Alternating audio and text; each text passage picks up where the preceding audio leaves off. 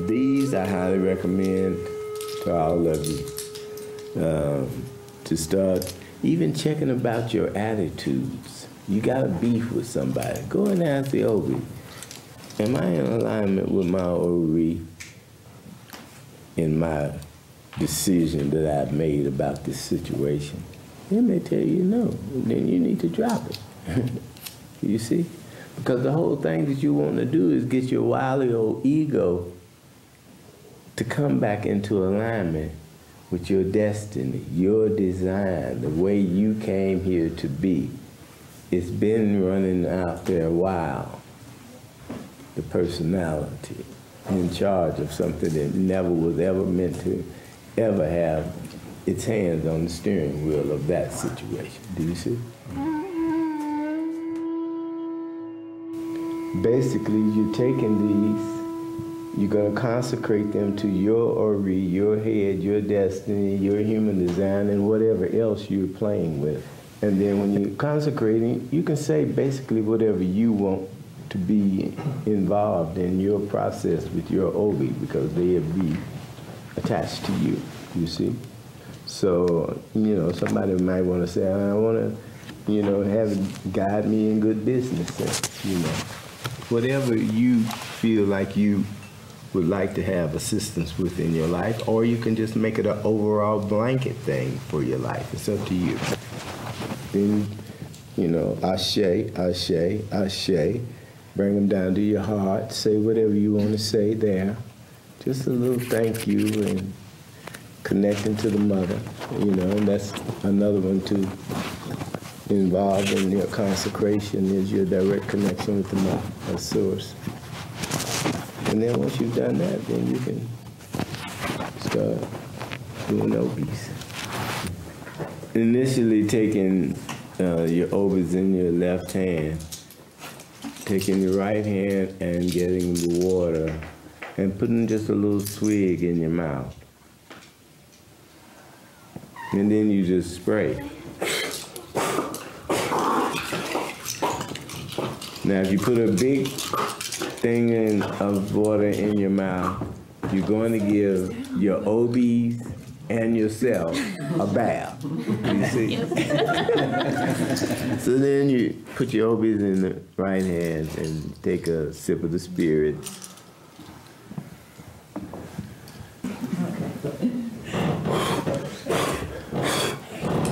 It doesn't have to be a big, huge thing, just a little bit of it coming out of your mouth.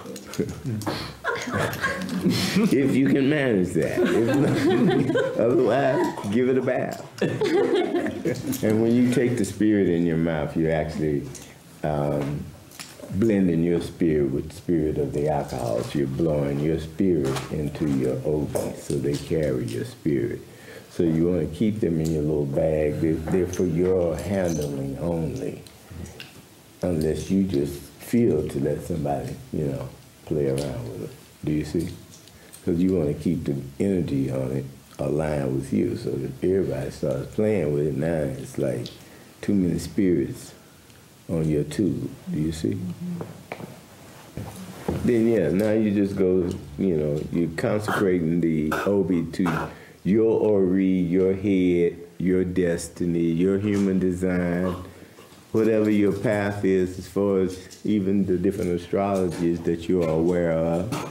You're just asking the Obis to be a tool for you to divine with, so that you can check in and make sure that the decisions and movements that you're making in your life are in alignment with where you're on your way to.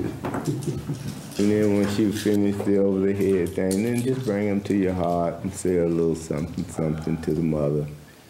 Give thanks. Give thanks for even being introduced to the Obis. And ask her to help you to formulate potent questions. Yeah. And when you all get home, or even here if you want to, you can read the instruction manual, and there's a more elaborate consecration that you can do, which involves picking 21 herbs and making an omiero, which is to put them in a solution of water and alcohol and light a candle and make prayers and then put your obis. But the more important thing is how to ask the right question. Yeah. What you spit on them, so long as it's got your DNA, that's all that really counts. Yeah.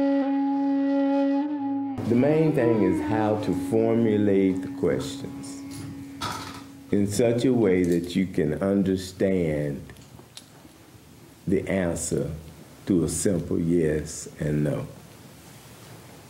So,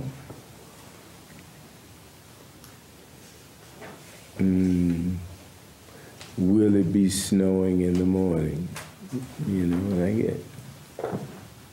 No.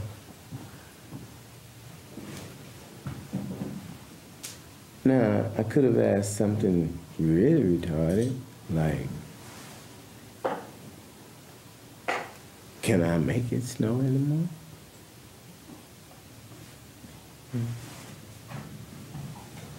Yeah, you can.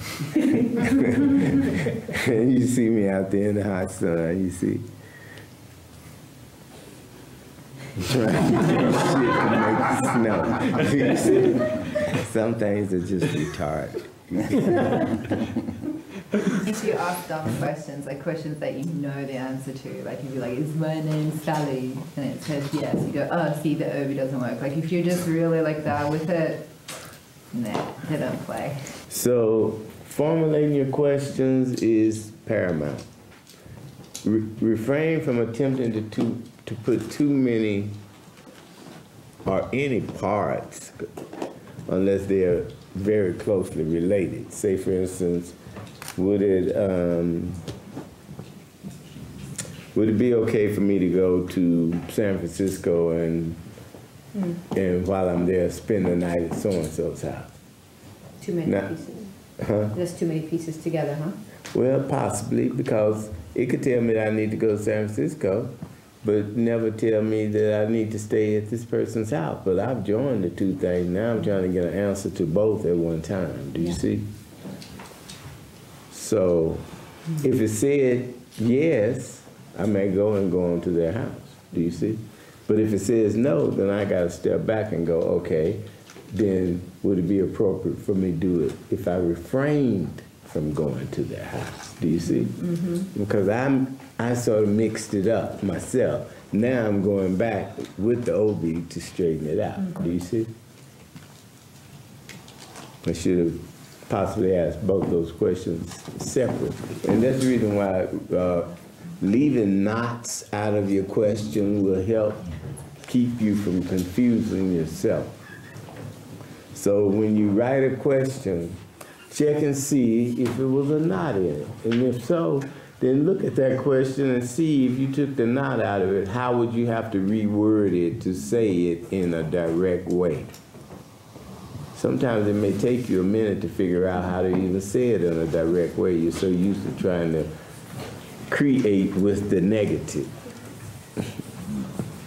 You think you're saying one thing, but you're actually saying something different. So you could even go to the Obi with a knot in your question, and with that answer that you came away with, who knows what it meant. So even constructing questions for the Obi will start to help you order your way of thinking in communication.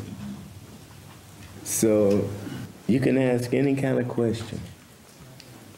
You know, questions about whether something is disagreeing with me as far as my eating it. You know, sometimes you're having indigestion in a lot of different ways.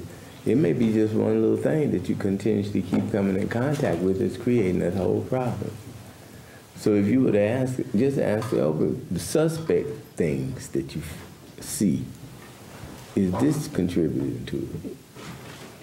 And that's the next one, about the next one, and the next one. The other thing with the Obi is that if you do get an answer and you choose to ignore it, then you know that you're proceeding knowing that you're going against the direction of your life force.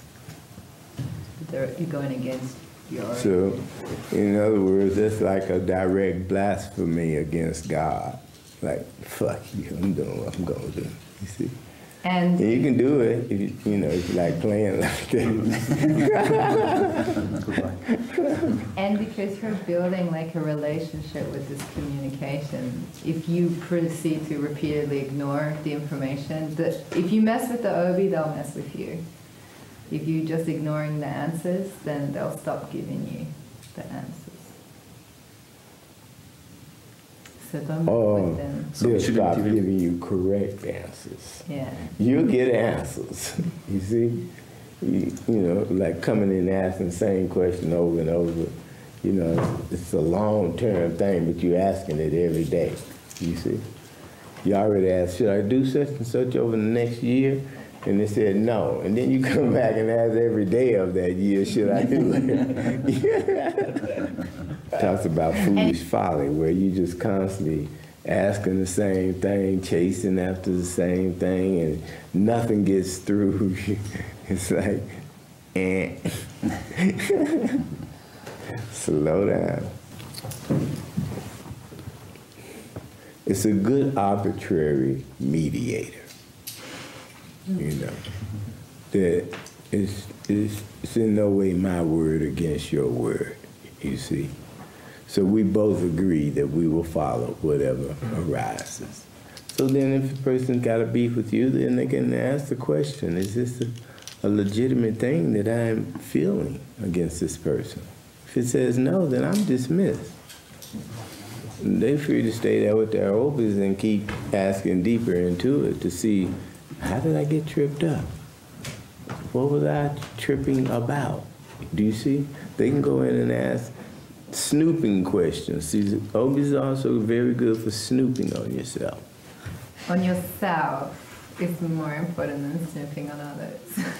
Yeah, well, even if you snoop on others, it's still the other business. You ain't got nothing to do with it. Like, refrain from meddling with the Obi.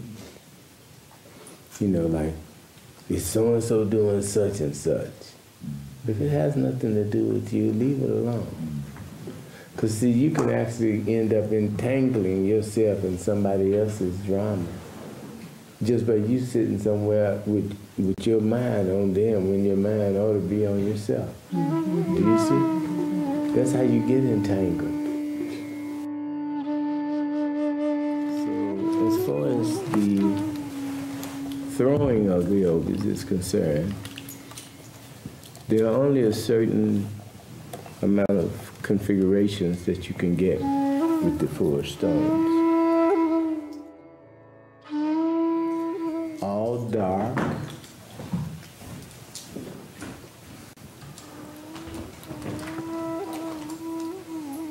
with no light side up, just all dark.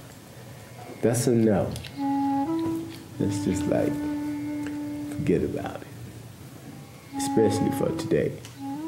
Now, if it's something that you ask about it, you gotta know today, like, is it a good time for me to do something with the stock market? It says no. But you can ask again tomorrow, because that's another day. But if you ask something like, should I cut my nose off so I'm prettier? And you get a no like that, forget about it completely. Never think about it ever again. Do you see? So it depends on what you're asking as to how this will apply. Sometimes, I may get a solid no on something, and a few years later, something develops or comes up, and I go revisit it again. And all of a sudden, things have shifted around. So now I'm ready to take a look. Okay. The next thing that you could get is 3 darks and 1 light. Now that's still a no, definitely for today, because you never ask the same question twice in the same day. So that would be definitely a no for today. But now there's this one little spark of light there. So I'm like, okay. it's telling me that it could shift. I have no idea when. But I look at that. Say I'm going to get a car. And I ask, should I go and buy, would it be appropriate for me to go and buy the car today? And I get this. I've already thought about the car, you know, and I already asked, would it be appropriate for me at some point to possibly get it? Do you see? But then I get this no. So now I would take that and set it aside for the day, that question, whatever it was. 3 or 4 days, I ask the same question again. I pull it out and ask it again. Do you see? And then this day, lo and behold, I get a balanced yes. 2 darks, 2 lights. So on the way there, I'm driving, and I'm asking Mother, you know, why is it okay for me to go today? But it was inappropriate when I asked the first time. So I get there, and the guy says, the price had gone down $500. Do you see? So the mother saw and knew what was coming, stopped me from going there and wasting my money. Do you see? Held me in check and then gave me a green light. So I have so many of those kinds of experiences, you would never even believe it. Which I never would want you to anyway. I'd want you to go find out that it's true for yourself, then you'll know it. You may want to reconsider that question at another point, never on the same day. Next, I could come up with 2 whites and 2 darks. Now that is as balanced a yes as you're ever going to get. So I get that, I'm pretty much out the door already, you see. Because I know the mother's got my back, and whatever's going to be a blessing, and I'm in no way wanting to miss it. So I'm gone already. This, pretty much whatever I ask, I get this. You know, it's no more thought. Now I'm just focused on what is the most appropriate way for me to move in the situation in order to carry out whatever the mother is taking me there for. Do you see? And then you also start to get to know clearly when you get a 2 up, 2 down, just like, that's a green light. Yeah. No need to think about it. Yeah, just go straight ahead. It's not like you had to fumble with a 3 or a 4. If you need to say something, the words will practically be put in your mouth. Now, another possibility is this. 3 whites and 1 dark. Now this, when I read it, I take it as a situation that's a wee bit unstable.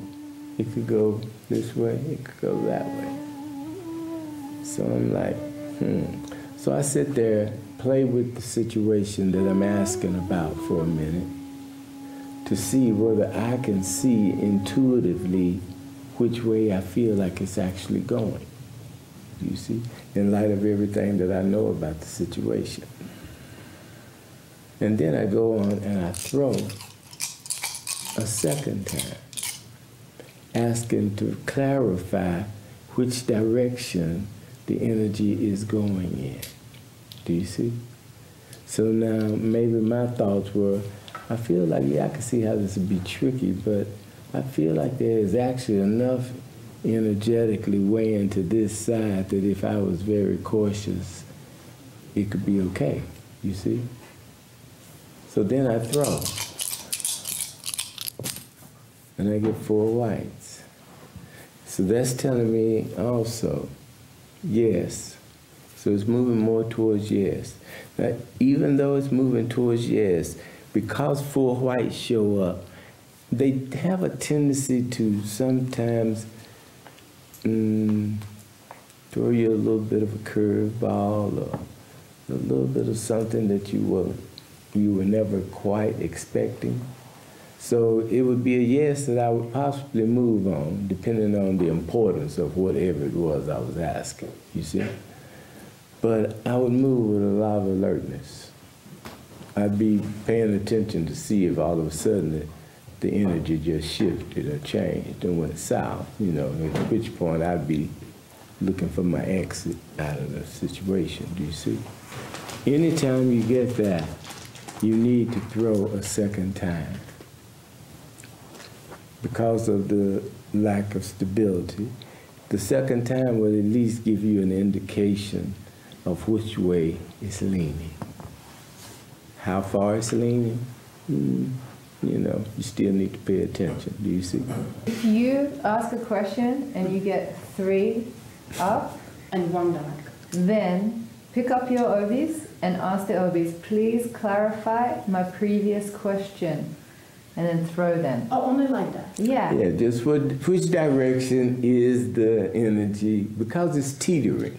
So you just want the Obis to now clarify which direction is it leaning towards. Which, The 3 is a crossroad. Yeah. So you know you're at a crossroad. So then the next question is, which way is it going? Is it going to close or is it going to open? Okay. So you're asking, which way is the energy going to go? So if I after the get clear yes, then I can go. Yeah, so on the second throw determines the ultimate answer. Okay. It's telling you that if you, let's say you asked about coming to the retreat, you got a 3 and then a 2. It's saying, yeah, come to the retreat, but there's going to be some trickiness to getting there. That's the 3, meaning it's at a crossroad. There's some things to weigh up.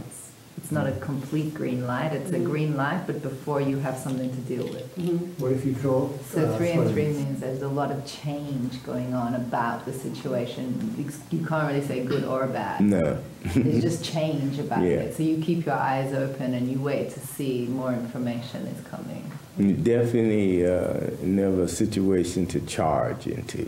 Yeah. You know, now you go in paying attention, reading the energy as you're going in the room, checking yourself and seeing how you feel outside the door, and then monitoring what changes in you when you come inside the door, so you'll know what's yours and what's theirs. If you're going through cycles, like spring, summer, winter, fall, you enter into a situation, you want to know which season is it in. Do you see? Is it in fall? Because if it's in fall, then you may get a few crops that you can get in before it gets cold, that are more cold type. But you would never want to be planting your things that you will be picking in autumn. Do you see? So this one here, I kind of just explained it as well, and that is 4 whites all at one time. That means something has gone to the extent of its brilliance. There's nothing else that could be added. So at some point, first of all, you have no idea when it came into this brilliance. So you have no idea how long it's going to last. So I get something like this, I may go, but I'm paying attention, because at some point if I feel the energy just drop out of the situation and all of a sudden I'm trying to figure is there anything to connect with in this room, then I know that, yeah, but I had a limited amount of time to accomplish what I went for, do you see? So I would just gracefully fall out of that, go on back, chalk it up as an experience, you see? And then go on and wait a while and revamp that situation, whatever it was. Do you see? Are y'all following me? Mm-hmm.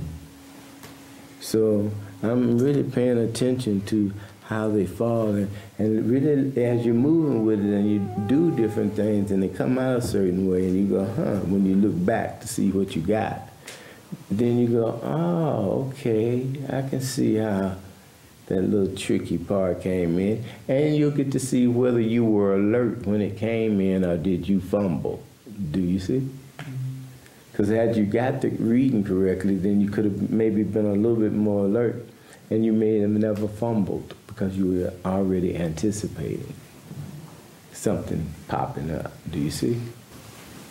So these will help you steer it back over. You know, just playing with them, In fact, that's what I suggest you do with your life. Play with it. Stop being so serious about it. You know, things can shift and change if you know how to do it. So you can even try this for a moment and go, I thought it would have been interesting, but you know what? I dislike the taste. And go on to something else. Nobody's marking a score on you, you see? But you got to get in your life if you're ever going to understand how a life works. It's that simple.